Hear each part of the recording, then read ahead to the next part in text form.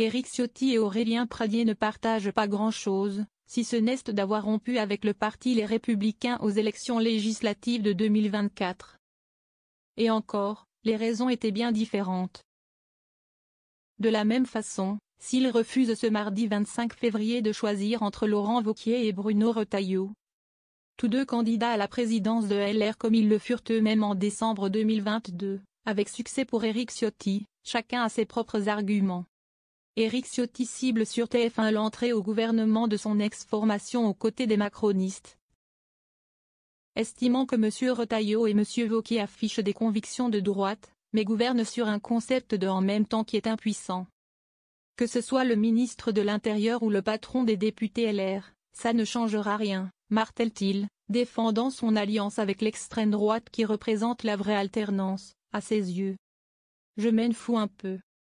Aurélien Pradier n'est guère plus enthousiaste que son ancien collègue. Bruno Retailleau ou Laurent Wauquiez? Je ne sais pas et vous voulez que je vous dise au stade où j'en suis je m'en fous un peu.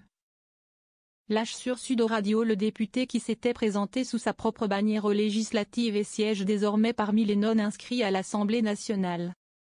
Loin de reprendre la stratégie d'Éric Ciotti, qu'il avait largement dénoncée en partageant son envie de vomir, le Lotois choisit un autre angle d'attaque et dénonce la dimension de cours d'école de notre vie politique.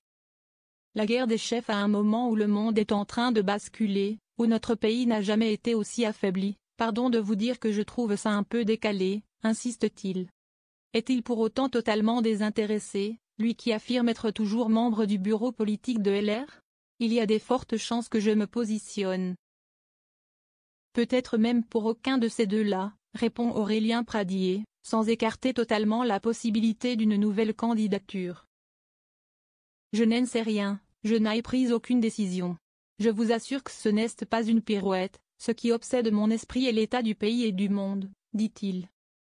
Le congrès de LR est prévu les 17 et 18 mai prochains. Si nécessaire, un second tour pourrait également se dérouler la semaine suivante. D'autres candidats peuvent encore se déclarer jusqu'au 18 mars.